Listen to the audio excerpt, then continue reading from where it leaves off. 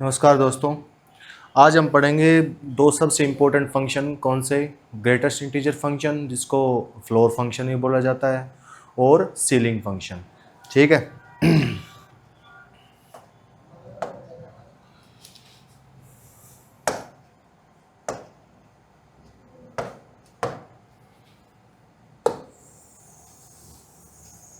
क्या बोलते हैं? ग्रेटेस्ट इंटीजर फंक्शन भी, और शॉर्ट फॉर्म में ऐसे भी लिख देते हैं। बुक में लिखा मिलता, अगर मैं लिख दूँ तो समझ जाना आप इसका मीनिंग क्या है। ग्रेटेस्ट इंटीजर फंक्शन एक फंक्शन है मेरे बच्चे, क्या? आर से आर। इसकी डोमेन के बारे में जानेंगे। डोमेन है मेरे बच्चे, डोमेन है set of real number, set of real number. और ये क्या करता है, इनपुट में आप कितने भी सारे रियल नंबर डालोगे ना, हमेशा क्या देगा? इंटीजर आउटपुट देगा। आउटपुट क्या देगा? इंटीजर। और आउटपुट के कलेक्शन को ही तो क्या बोलते हैं? रेंज। वो क्या आ जाएगी? Set of integer, set of integer. अभी ऑपरेट कैसे होगा? वो ऐसे डिनोट करते हैं इस फंक्शन को। जनरली आपको बुक में ऐसे मिलेगा, और कभी कभी दोनों तरीके से। ठीक है। फ्लोर फंक्शन, फ्लोर फंक्शन में क्या आ जाएगा? नीचे, और जो इससे अगला सीलिंग फंक्शन करेंगे उसके ऊपर ऐसे। ये नीचे से हम क्या याद रखेंगे? फ्लोर याद रखेंगे, और यहाँ से सीलिंग याद रखेंगे। कोई दिक्कत? ठीक है। तो क्या है कि भाई, अगर हम इनपुट में कोई भी रियल नंबर डालूंगा, इनपुट में अगर कोई भी रियल नंबर मैंने डाला तो क्या करेगा ये समझो। यहाँ पे ये है 1, ये है 2, ये है 3। इसको क्या बोलते हैं? Greatest integer function. उसका रीजन बताता हूँ।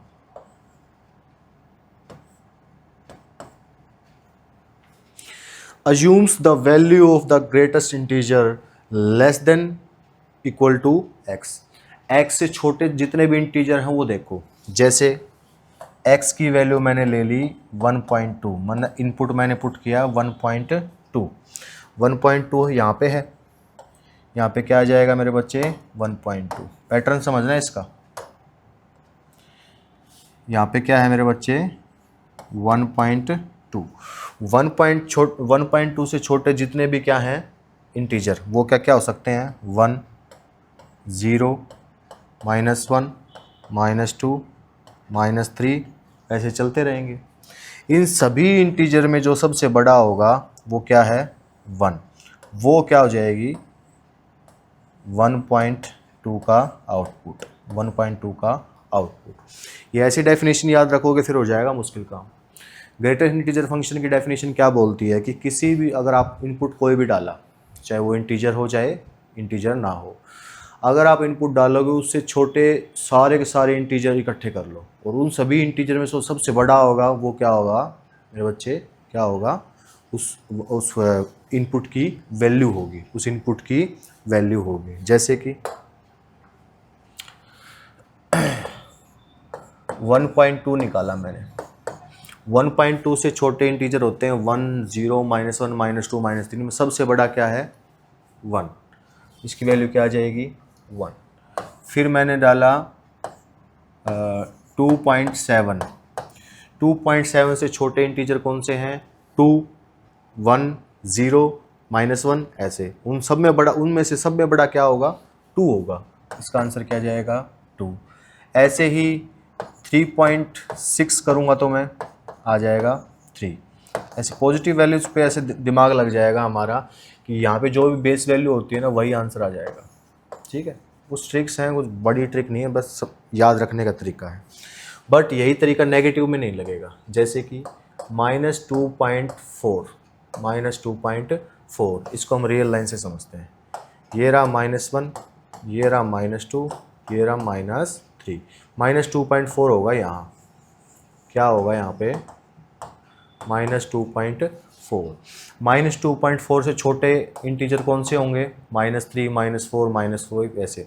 उन सभी में सबसे बड़ा क्या होगा? ये -3। तो यहाँ पे क्या आ जाएगा -3। तो ये बेस वाली बात यहाँ गलत हो जाएगी। बच्चे ऐसे ध्यान रख लेते हैं पॉजिटिव वैल्यूज़ पे कि भाई 3.5, 3.5, 3.7, 3.8 कुछ वो 3 लिख दो, ठीक है, पर नेगेटिव में उल्टी कहानी हो जाएगी। तो सबसे बेस्ट तरीका याद रखने का क्या है, मान लो यहाँ पे कोई इंटीजर है और ये अगला इंटीजर है n+1। यहाँ पे आप कोई भी वैल्यू रख लो, ठीक है, ये वैल्यू नहीं रखनी। n से लेके n+1 के पहले जितनी वैल्यूज़ हैं उन सभी का ग्रेटेस्ट इंटीजर फंक्शन क्या आएगा, n। ये और भी अच्छे समझ सकते हैं ऐसे, ये मान लिया मैंने 2, ये मान लिया 3, ये मान लिया 4, -1 सॉरी 0, -1, -2। आप वो नंबर क्या लिख लो, रियल लाइन पे लिख लो, क्या लिख लो, रियल लाइन पे, और उसके लेफ्ट साइड में जो उसके लेफ्ट साइड में पहला इंटीजर होगा वही क्या होगा उसका आंसर। मैंने 2.5 लिया, मैंने क्या लिया मेरे बच्चे मैंने लिया 2.5, 2.5 के इस साइड पहला इंटीजर क्या है, 2 आ जाएगा। फिर मैंने लिया 0.5, 0.5 का सबसे पहला इंटीजर क्या है, 0 आ जाएगा। फिर मैंने लिया -1.5, इसके लेफ्ट में कौन सा है, -2, ठीक है। तो आप कैसे भी याद रख सकते हो इसकी वैल्यूज़ को, कोई दिक्कत, कोई परेशानी। पीछे स्क्रीनशॉट लिया था, ले लो एक बार। चलें नेक्स्ट। अब इसका ग्राफ करें।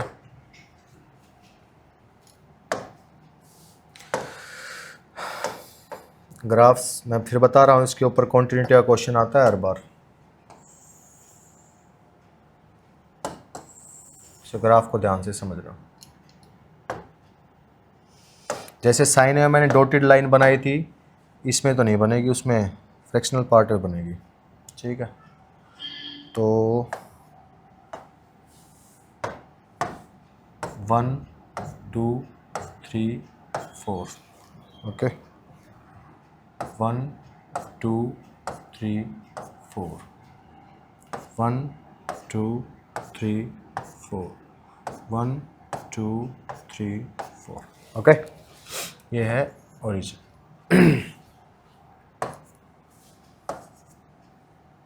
परेशानी। तब मुझे बताओ ग्रेटेस्ट इंटीजर फंक्शन 0 पे क्या देगा, इंटीजर पे हमेशा वही वैल्यू दे देता है। क्या है ग्रेटेस्ट इंटीजर फंक्शन, उसके अंदर अगर इनपुट इंटीजर डालोगे हमेशा वही इंटीजर वैल्यू आएगी। 0 पे क्या देगा, 0 देगा। तो यहाँ से पॉइंट क्या निकल के आया, इनपुट डाला 0, आउटपुट भी आया 0। फिर मैंने रखा 0.1, 0.1 यहाँ होगा, 0.1 से लेफ्ट साइड में कौन सा इंटीजर है, 0। तो 0 से लेके 0.999 तक सभी की वैल्यू क्या आएगी, 0। तो ये भी क्या आ जाएगा 0, कोमा आउटपुट आया 0, सॉरी इनपुट डाला 0.1, आंसर आया 0। ऐसे 0.9 तक, 0.999 तक इनपुट डालेंगे तो वैल्यू क्या आएगी, 0। 0.9999 आउटपुट 0। फिर 1 डालेंगे, इनपुट में मैंने क्या डाला 1, तो आउटपुट भी आया 1, क्योंकि इंटीजर पे क्या देगा, इंटीजर। पॉइंट आया 1,1। फिर मैंने डाला इनपुट में 1.1, इस पे भी क्या देगा 1। यहाँ फिर पॉइंट आया 1.1 पे आउटपुट 1 आया। ऐसे ही 1.999 तक जाएंगे तो भी आउटपुट क्या आएगा, 1। 1.999 क्या आया, 1। ऐसे ही आप नेगेटिव्स पे फाइंड करोगे और इनको पॉइंट्स पुट करोगे। पहला क्या है 0,0, ये रहा। फिर 0.1 पे x की 0.1 यहाँ पर रखी और y0 यहीं होता है, तो यहाँ से लेके यहाँ तक, 0 से लेके 1 तक, 1 नहीं लिया मैंने, 0 से लेके 1 तक। देखो 0 पे डार्क सर्कल है और 1 के ऊपर ओपन सर्कल है, कोई दिक्कत। थोड़ा सा जूम कर देता हूँ, अरे कहाँ गया भाई,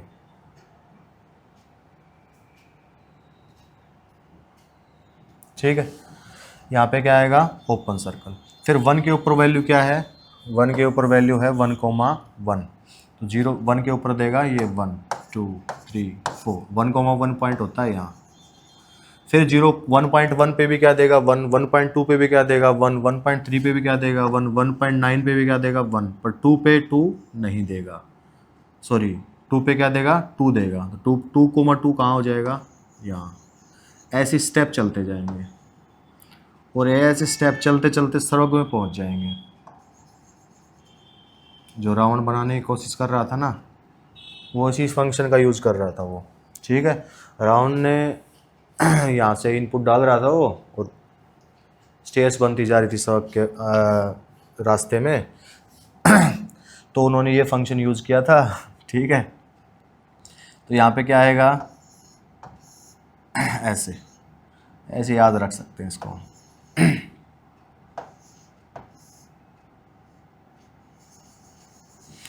dark dot left hand side में मिलेगी, dark dot left hand side में, फिर आ जाएगा यहाँ डार्क के रेस्पेक्ट में ओपन आएगा, फिर यहाँ डार्क के रिस्पेक्ट में नीचे ओपन, फिर ऐसे, इस स्टेप से फंक्शन बन जाएगा, ठीक है।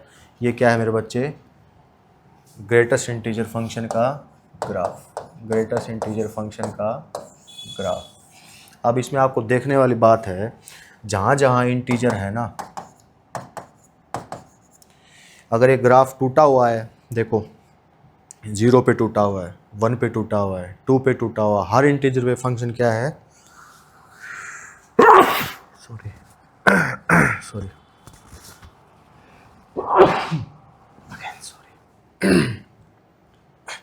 तो क्या दे रहा है इसकी प्रॉपर्टी, ध्यान देखें तो हम ये ग्राफ हर इंटीजर के ऊपर ब्रेक है, ठीक है। जब हम कॉन्टिन्यूटी चेक करेंगे तब ये ब्रेकिंग जो प्रॉपर्टी है इसकी, यही हमें उसके बारे में अच्छे से बता पाएगी। तो इस फंक्शन को हम अच्छे से एनालाइज कर सकते हैं, कोई दिक्कत कोई परेशानी।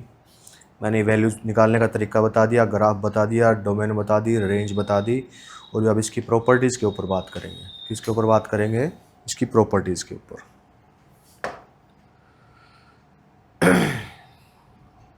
ये मैंने बता चुका हूँ, देखो जब मैं x की वैल्यू 0 ली थी तब भी वैल्यू 0 आएगी, अगर x की वैल्यू 0.1 लूँगा तब भी 0, 0.999 0.9 तक 1 नहीं लेना, 0.90 से लेके 0.99 तक जाऊँगा वैल्यू देगा 0, 1 से लेके 1.99 तक वैल्यू देगा 1, 2 कब देगा, जब x की वैल्यू जब x की वैल्यू 2 और 2 से बड़ी होगी और 3 से छोटी। ऐसे ही फंक्शन को बना सकते हैं हम, ठीक है। ये जनरल फॉर्म में बना दिया हमने, कोई दिक्कत कोई समस्या, चलें ठीक है। जो मैंने बात बताई थी बस उसको अच्छे से अरेंज करके लिखा हुआ है इसमें, कोई प्रॉब्लम।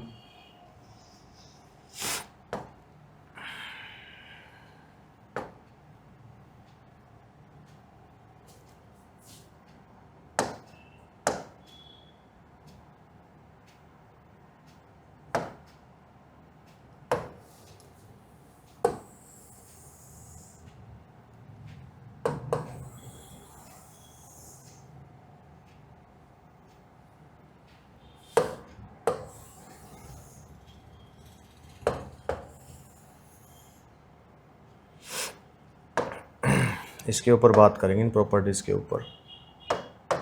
देखो उसने क्या कहा कि अब की बार ग्रेटेस्ट इंटीजर फंक्शन किसका निकाल रहे हैं, x तो रियल नंबर है, ठीक है। अगर उस रियल नंबर के साथ कोई नंबर ऐड कर दें तो क्या हो जाएगा, अगर उस नंबर को मैं बाहर निकाल लूँ तो भी कोई दिक्कत नहीं। इसको एक एग्जांपल से समझेंगे। मैं x को मान लेता हूँ 1.7 और n क्या है, इंटीजर मान लेता हूँ 3, इंटीजर मान लेता हूँ 3। मैं इसकी लेफ्ट हैंड साइड निकाल रहा हूँ, ठीक है। ये किसके इक्वल है मेरे बच्चे, x प्लस n के इक्वल। तो ये वैल्यू क्या हो जाएगी 4.7, और 4.7 इधर 4 है, इधर 5 है, 4 और 5 के बीच में है, क्या है ये रहा 4, ये रहा 5, 4.7 इधर है, तो इसकी ग्रेटेस्ट इंटीजर फंक्शन ऑफ क्या आ जाएगा, 4.7 का क्या आ जाएगा मेरे बच्चे, 4, वैल्यू क्या आ जाएगी 4, कोई दिक्कत, वैल्यू क्या आ जाएगी 4। अब हम राइट हैंड साइड निकालते हैं, क्या क्या निकालते हैं मेरे बच्चे,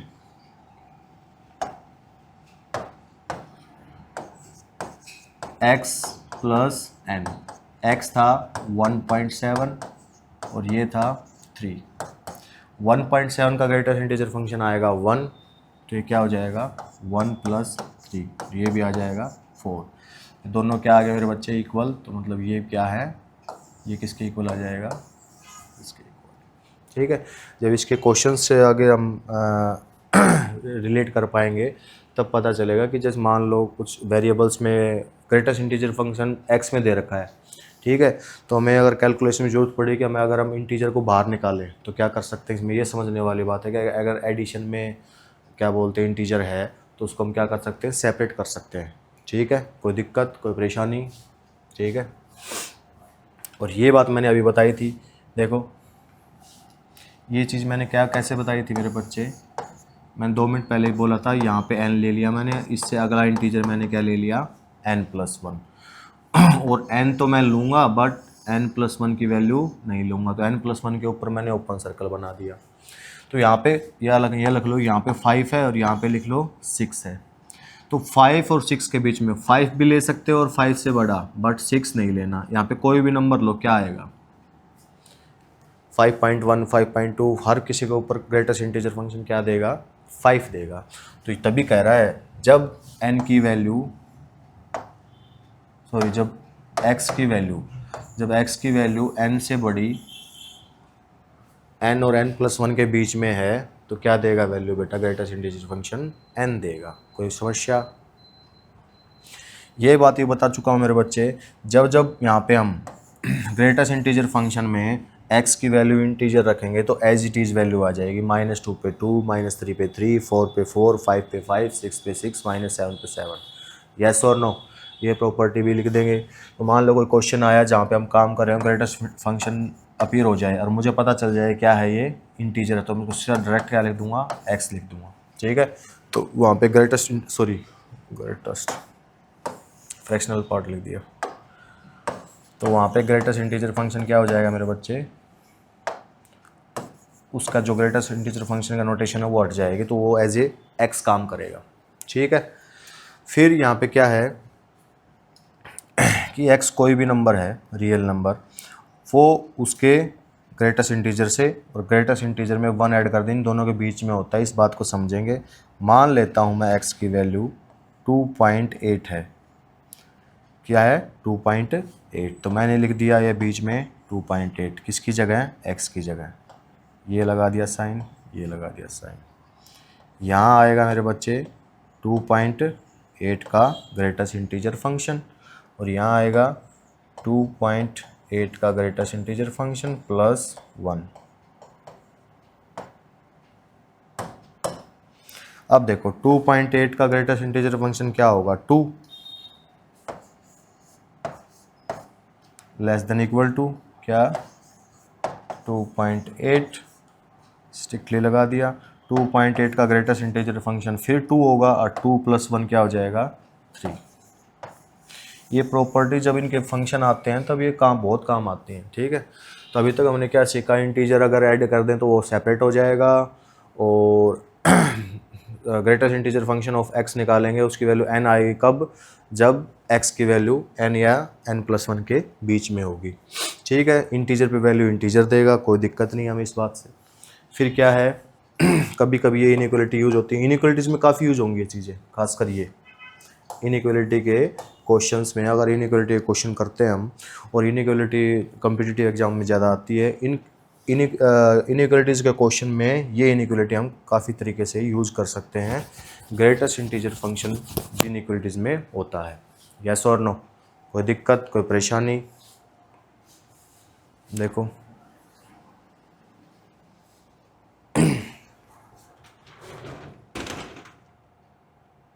चले,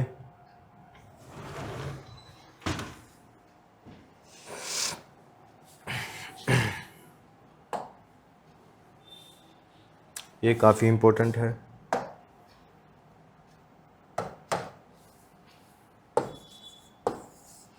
क्या किया, ग्रेटेस्ट इंटीजर फंक्शन x निकाला और x की यहाँ पे लिख दिया एडिशन -x। तो क्या देगा, अगर x दोनों में क्या है मेरे बच्चे, यहाँ पे और यहाँ पे x क्या है, इंटीजर है, तो साफ सी वैल्यू बात है, उसकी वैल्यू आएगी 0। अगर इंटीजर नहीं है तो वैल्यू आएगी -1। ट्राई करके देखते हैं। x की वैल्यू ले ली मैंने 5.7, क्या ले ली 5.7। तो greatest integer function of 5.7 and -5.7 check करते हैं क्या। 5.7 का तो हम डायरेक्ट बता सकते हैं क्या आएगा मेरे बच्चे 5। नेगेटिव में अगर कंफ्यूज हो जाओ तो -5.7 से लेफ्ट में देखो क्या आएगा, ये रहा -4, ये रहा -5 और ये रहा -6। 5.7 होता है यहाँ और इसके लेफ्ट में क्या है 6 -6, तो ये वैल्यू आ जाएगी -6। कोई दिक्कत। और ये क्या आ जाएगा 5 - 6 वैल्यू आ जाएगी -1। वैल्यू क्या आ जाएगी मेरे बच्चे -1। और x मैंने क्या था इंटीजर नहीं लिया, तो जब x की वैल्यू इंटीजर नहीं लेंगे तो वैल्यू क्या देगा बेटा -1। कोई प्रॉब्लम, कोई समस्या। और अगर मैंने x की वैल्यू इंटीजर ले ली तो क्या होगा देखते हैं। अगर मैंने x की वैल्यू 4 ले ली, क्या ली बेचा 4, तो 4 का ग्रेटेस्ट तो -4। मैंने बताया इंटीजर पे इंटीजर वैल्यू देगा, 4 देगा ये 4 और ये देगा -4। क्या हो जाएगी वैल्यू 4 - 4 दैट इक्वल टू 0। तो जब x की वैल्यू इंटीजर लेंगे तो वैल्यू क्या आउटपुट में क्या देगा मेरे बच्चे 0। कोई दिक्कत, कोई समस्या, कोई परेशानी, दुख दर्द पीड़ा।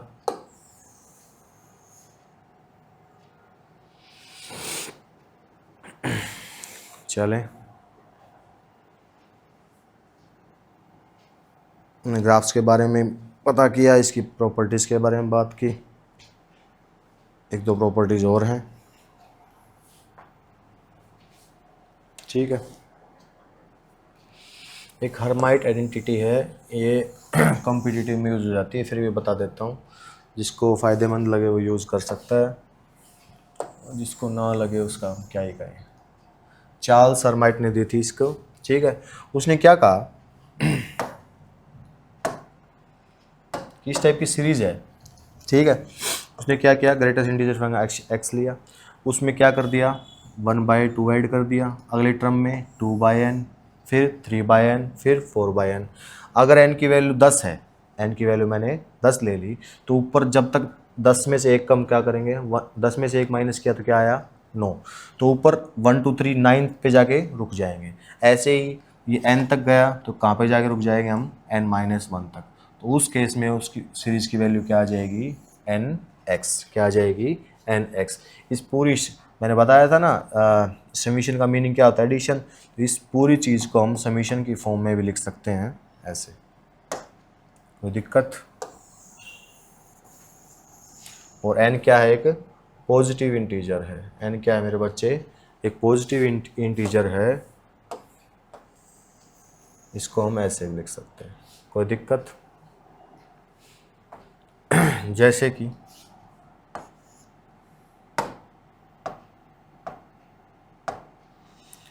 मैंने लिखा x और n को मैंने मान लिया 10 ही मान लिया, 10 तो ज़्यादा हो जाएंगे, 5 मान लेता हूँ।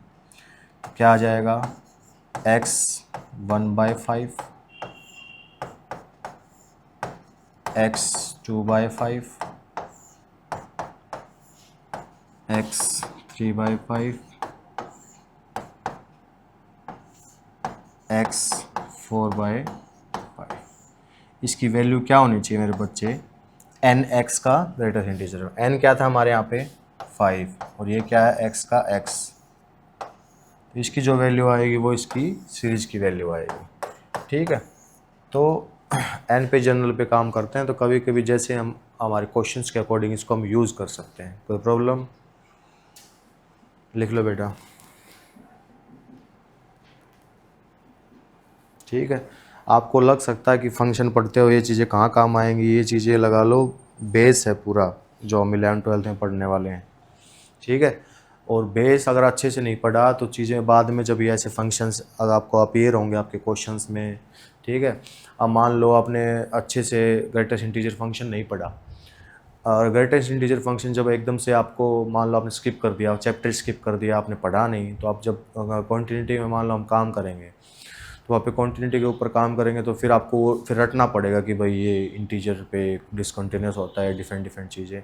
तो अगर आपको ग्राफ्स याद होंगे और मैं बोल दूंगा कि भाई जहाँ ग्राफ टूटेगा तो वहीं डिसकंटिन्यूस होगा, एक प्रॉपर्टी कॉन्टिन्यूटी में जाके, तो आप ग्राफ को ध्यान मान लो, अगर बाई चांस आपको याद भी है, आपको ध्यान भी है, एक दो बार बनाओगे ना इसको तो बन जाएगा। डेस्मोस का यूज़ कर सकते हैं हम, ठीक है। तो स्क्रीनशॉट लो, फिर बात करते हैं। मोबाइल ऐप है डेस्मोस ग्राफ्स के लिए, ठीक है। 3D ग्राफ्स के लिए आपको इंटरनेट पे जाना पड़ेगा, क्रोम वगैरह कोई भी ओपन करके आप डेस्मोस 3D ओपन लिख देना, डेस्मोस 3D, उसमें 3D फिगर्स बन जाएंगी। एक आता है जियोजेब्रा, क्या आता है, जियोजेब्रा और डेस्मोस, इनका यूज़ कर सकते हैं मेरे बच्चे आप, ठीक है। और इससे जब आप डिफरेंट डिफरेंट फंक्शन बना के देखोगे, साइन एक्स का, कोस एक्स का, लोग का, एक्सपोनेंशियल फंक्शंस का, identity function, constant function, different different, तो आपको आइडिया फैमिलियर होते रहोगे आप चीज़ों से, बार बार चेक करके देखोगे, कभी कभी जरूरत पड़ी या भूल गए आप, फिर आपने चेक कर लिया तो आपको वो चीज़ें माइंड में सेट हो जाएंगी, ठीक है। तो आप इन सॉफ्टवेयर्स का यूज़ कर सकते हैं, ठीक है। फिर क्या आ जाता है, सीलिंग फंक्शन। क्या आ जाता है मेरे बच्चे, सीलिंग फंक्शन, उसको फ्लोर फंक्शन बोलते हैं, ये उसका उल्टा ही लगा लो, ठीक है। तो उसमें क्या कर रहे थे हम ग्रेटेस्ट इंटीजर फंक्शन में,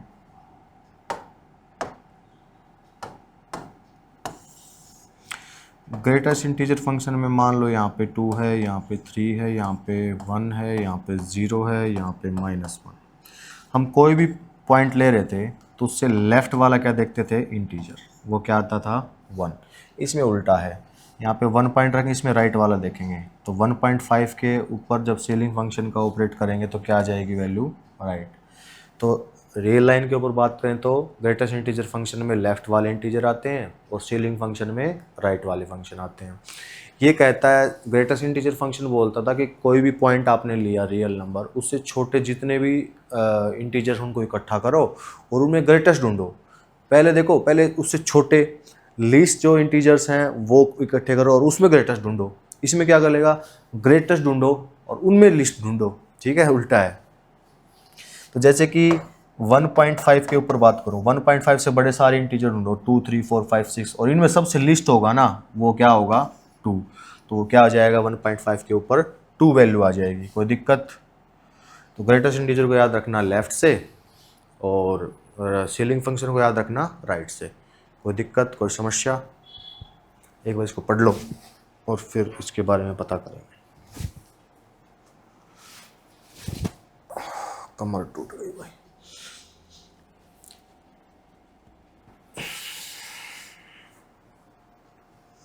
ठीक है, यही बात बता रही है। और इसमें भी डोमेन दोनों में क्या है, उसमें भी डोमेन थी आर थी और रेंज सेट ऑफ इंटीजर्स था, इसमें भी डोमेन आर है और रेंज क्या है, set of integer. Ceiling function भी क्या देता है, हर रियल के ऊपर इंटीजर वैल्यू देगा, ठीक है। इनपुट डालेंगे रियल नंबर, आउटपुट आएगा इंटीजर, यस और नो। देखो ये डेफिनेशन है इसकी, जिसे ऑपरेट करते हैं। चलें आगे, ठीक है। इसके ग्राफ के ऊपर बात करेंगे एक बार। तो रियल नंबर से ही हम पता कर लेंगे वैल्यूज़ के बारे में, 0 1 2 3 -1 -2 -3।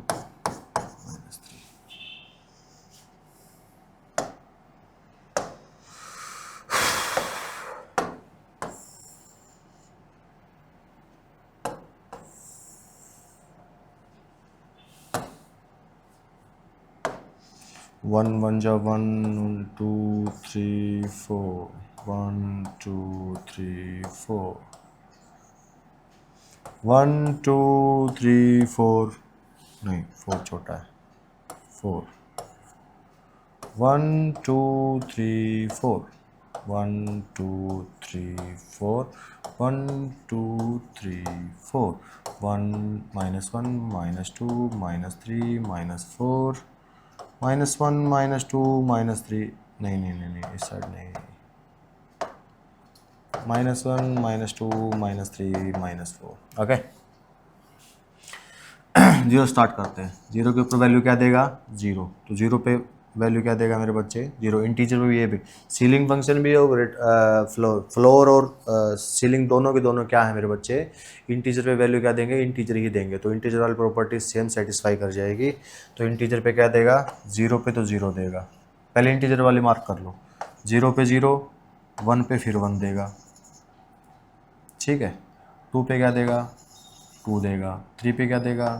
थ्री देगा। फोर पे क्या देगा? फोर। ये बनाने का भी तरीका है, ठीक है।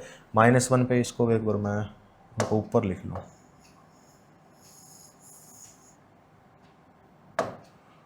-1 -2 -3 -4 क्या देगा बेटा? ये -2 पे -2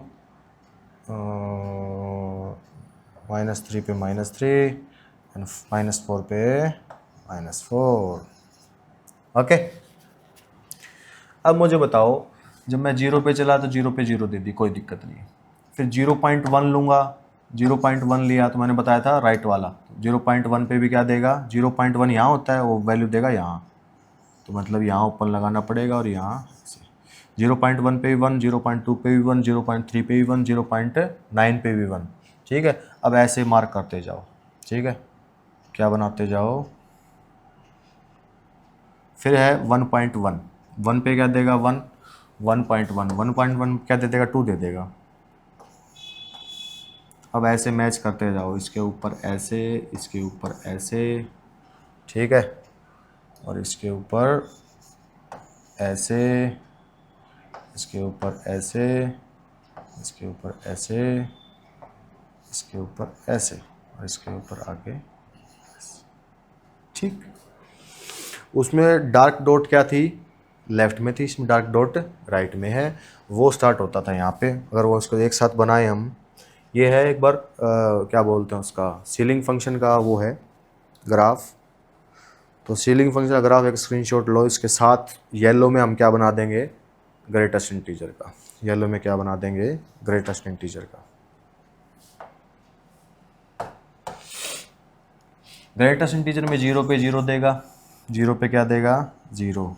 तो येलो भी है, और रुको मैं येलो के बाहर येलो लगा देता हूँ, अंदर वाइट रह जाएगा, बाहर येलो रह जाएगा, मतलब ये दोनों में है। कुछ दिख तो नहीं रहा होगा मेरे हिसाब से, ठीक है, कोई बात नहीं। तो यहाँ पे क्या देगा? 0.0 पे भी ये डार्क ही देगा, और यहाँ देगा ओपन। फिर 1 पे क्या दे देता है? ये भी 1 दे देगा। फिर यहाँ आएगा ऐसे, फिर यहाँ पे भी ओपन, फिर ये ओपन क्लोज, ओपन क्लोज। क्या चल रहा है ये? ओपन, ये तो क्लोज था, क्लोज पे फिर ओपन, फिर यहाँ पे क्लोज आएगा, फिर ओपन आएगा ना यहाँ बाबू। यहाँ क्या आएगा? Open, open, open, close, open, ठीक है। ये था, ये वाइट वाले हैं ऐसे, ये था सीलिंग फंक्शन, ये है फ्लोर फंक्शन। तो फ्लोर फंक्शन को अगर और सीलिंग फंक्शन अगर आपको एक पेज पे अलग अलग बना के देखोगे तो आपको ऑब्जर्व पता चल जाएगा, और आप ध्यान से फोकस करके देखोगे तो इजीली याद भी रह जाएगा, ठीक है। और याद ना रहे तो हम रियल लाइन के तरीके से हम उसको पता कर पाएंगे। कोई दिक्कत, कोई परेशानी, दुख दर्द पीड़ा?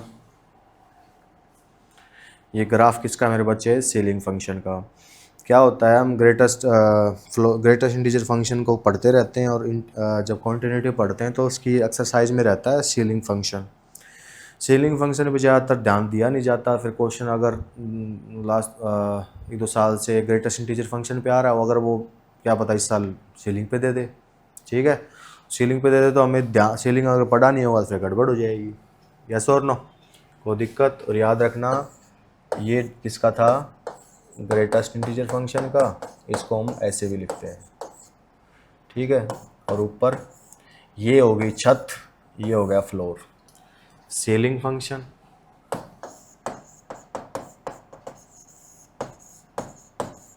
इससे सीलिंग से सीलिंग याद रख लेंगे, फ्लोर से फ्लोर याद रख लेंगे। इसको दूसरा नाम क्या है मेरे बच्चे, फ्लोर फंक्शन। चले, ये रिलेशन है किसमें मेरे बच्चे, क्या बोलते हैं, फ्लोर और सीलिंग के अंदर। देखो यहाँ पे क्या है, ध्यान से देखना इस चीज़ को। जब क्या था, ये सीलिंग फंक्शन है, सीलिंग फंक्शन में -x रख दें तो क्या हो जाता है, अगर याद रखने के तरीके से बात करें तो अगर नेगेटिव को बाहर निकालेंगे तो सीलिंग बन जाएगा फ्लोर, और फ्लोर में अगर नेगेटिव बाहर निकालेंगे तो बन जाएगा सीलिंग। यस और नो, ठीक है। जैसे कि मैं सीलिंग फंक्शन निकालता हूँ, x की जगह मैंने 2.5 रखा और माइनस है माइनस, ठीक है। चेक करते हैं किसके इक्वल है या नहीं, 2.5 फ्लोर फंक्शन, ठीक है। ये रही लाइन भाई, ये रहा 0, ये रहा 1, ये रहा 1, ये रहा 2, ये रहा 3, ये रहा -1, ये रहा -2, ये रहा -3, ठीक है भाई। तो मार्क कर लो अपने पॉइंट्स 2.5 और -2.5, -2.5 ये रहा, -2.5 और 2.5 ये रहा,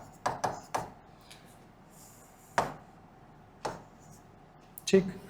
अब यहाँ पे सीलिंग फंक्शन, सीलिंग में राइट वाला देखते हैं और फ्लोर में लेफ़्ट वाला देखते हैं। सीलिंग में राइट वाला देखो, वैल्यू क्या आएगी, -2, तो इसकी वैल्यू क्या हो जाएगी, -2, माइनस बाहर का बाहर, 2.5 फिर लेफ्ट में क्या है 2, तो ये क्या दे देगा, 2 दे देगा, तो आ गया ना -2 के 2, ठीक है। समझ लो कैसे याद रखेंगे, सीलिंग से माइनस निकालेंगे तो माइनस ऑफ फ्लोर आ जाएगा, और फ्लोर से माइनस निकालेंगे तो माइनस ऑफ सीलिंग आ जाएगा। यस और नो, ये काफ़ी अच्छा रिलेशन है, ध्यान रखना बेटा इसको। कोई दिक्कत, कोई समस्या, कोई परेशानी? चलें, एक हर्माइट जैसी आइडेंटिटी इसके अंदर भी है, ठीक है। अब वहाँ पे था फ्लोर फंक्शन उसमें, और इसमें क्या है, सीलिंग फंक्शन। उसमें वैल्यू होती थी फ्लोर ऑफ nx, बस इसमें याद रख लेना एडिशनल क्या है, n-1, एडिशनल क्या है मेरे बच्चे, n-1। क्या पता कहीं भी यूज हो सकती है ये, ठीक है, बोर्ड के लिए नहीं बट क्या पता कहाँ कॉम्पिटिटिव टाइप में यूज हो जाए, ठीक है। जैसे कि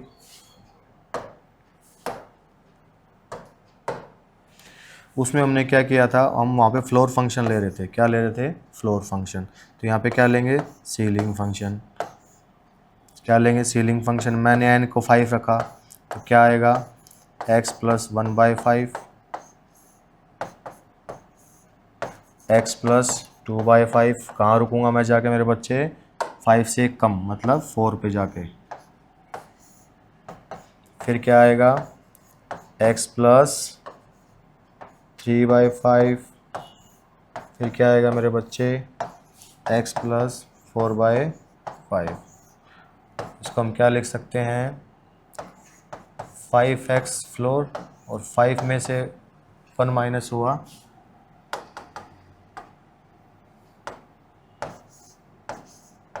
(5x + 5 में से 1 माइनस करेंगे क्या आ जाएगा, 4,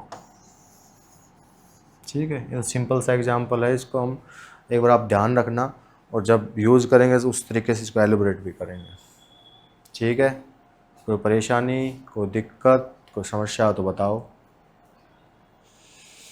तो हमने आज हम क्या पढ़े मेरे बच्चे, हमने पढ़े फ्लोर फंक्शंस और सीलिंग फंक्शन। और फ्लोर फंक्शन को क्या बोला जाता है, ग्रेटेस्ट इंटीजर फंक्शन ही बोला जाता है। और मैं बता रहा हूँ यहाँ से क्वेश्चन यहाँ से नहीं तो कहीं और ना और पक्का आएगा। और इन फंक्शंस को अभी समझ लोगे तो बेटर है, ये जगह फैमिलियर रहेगा। अभी यहाँ पे थोड़ा बहुत देख लोगे, थोड़ा बहुत समझ लोगे, तो जब आगे जाके ये फंक्शन इंट्रोड्यूस होंगे आपके डिफरेंट चैप्टर्स में, तो आपको आसानी से समझ पाओगे। अच्छा अच्छा ऐसे ऐसी चीज़ें होती, डोमेन ये होता था, वो डोमेन ये था, ग्राफ इस टाइप से था, कुछ प्रॉपर्टीज़ थी। अगर लिख लोगे तो बाद में एटलीस्ट वो खोल के गो थ्रू तो हो जाओगे। ठीक है, फिर डिफरेंट सोर्सेज पे घूमना पड़ेगा, इतना ही है, नहीं तो एक साथ पे देख लोगे तो ये अच्छी बात है। ठीक है, तो इसके बाद हम करेंगे फ्रैक्शनल पार्ट फंक्शन। और फ्रैक्शनल पार्ट फंक्शन के बाद करेंगे एक्सपोनेंशियल फंक्शन। एक्सपोनेंशियल फंक्शन के साथ एज ए इन्वर्स फंक्शन हम बात करेंगे लॉगरिथम फंक्शन की। ठीक है, और एलिमेंट्री फंक्शन वहाँ पे हम ख़त्म कर देंगे। उसके बाद हम करेंगे डोमेन और रेंज। जितने भी फंक्शन पढ़े हैं वह उनका भी तो मैं बता चुका हूँ, डोमेन रेंज ऑलरेडी। और उससे रिलेटेड जो दूसरे फंक्शन हम फॉर्मेशन करेंगे या फिर गिवन होंगे हमें विदाउट आपको, जैसे यहाँ तो दे रखा था एफ आर से आर ऐसे, बट वहाँ पे आपको सिर्फ एक रूल दे दिया जाएगा, वो बोलेगा ये फंक्शन है, इसकी डोमेन और रेंज निकालो। फिर डोमेन भी हम हिट एंड ट्रायल से निकालेंगे और एक तरीका भी होगा। फिर वैसे ही रेंज भी हिट एंड ट्रायल से निकालेंगे और एक मेथड है। तो कुछ क्वेश्चंस डायरेक्ट हो जाते हैं हिट एंड ट्रायल टाइप से, और कुछ हम क्या करेंगे मेरे बच्चे, मेथड से निकालेंगे। ऐसे डोमेन निकालेंगे, ऐसे रेंज निकालेंगे।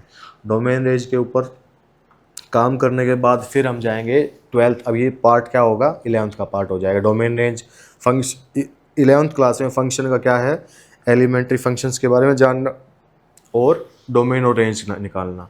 फिर 12th में जाएगा टाइप्स ऑफ फंक्शन। वहाँ से बोर्ड में एग्जाम आता क्वेश्चन आता है 1 और ऑन 2 के ऊपर। किसके ऊपर, 1 और ऑन 2 के बारे में। ठीक है, फिर वहाँ पे हम कंपोजिशन के बारे में थोड़ा पढ़ेंगे, इन्वर्स फंक्शन के बारे में थोड़ा पढ़ेंगे। ठीक है, और फिर बोर्ड का कंप्लीट हो जाएगा। फिर पैरेलली साथ में मैंने इंटीग्रेशन स्टार्ट कर दिया है, क्योंकि अभी इस टाइम महीना चल रहा है जुलाई का, तो इस टाइम हर स्कूल में चल रहा है, क्या बोलते हैं, सेकंड बुक स्टार्ट होगी मैथ्स की। तो हम साथ साथ वो भी करेंगे, साथ साथ ये भी करेंगे। बोर्ड का कंप्लीट होने के बाद जब जैसे बीच में टाइम मिलेगा तो कॉम्पिटिटिव के क्वेश्चंस और कॉम्पिटिटिव के जो एडिशनल कॉन्सेप्ट्स हैं इसमें, या एडिशनल जो फार्मूलाज हैं, वो भी आपको इंट्रोड्यूस करा दिए जाएंगे और फिर उसकी अलग से प्लेलिस्ट बना दी जाएगी। ठीक है, तो बोर्ड वहाँ फिर कंप्लीट हो जाएगा, बोर्ड का सिलेबस। फिर एडिशनली जो रिलेशन फंक्शन के क्वेश्चन होंगे हम चैप्टर वाइज प्लेलिस्ट बना देंगे, फिर आप देख सकते हो फ्रीली। ठीक है, कोई दिक्कत, कोई परेशानी? जय श्री राम।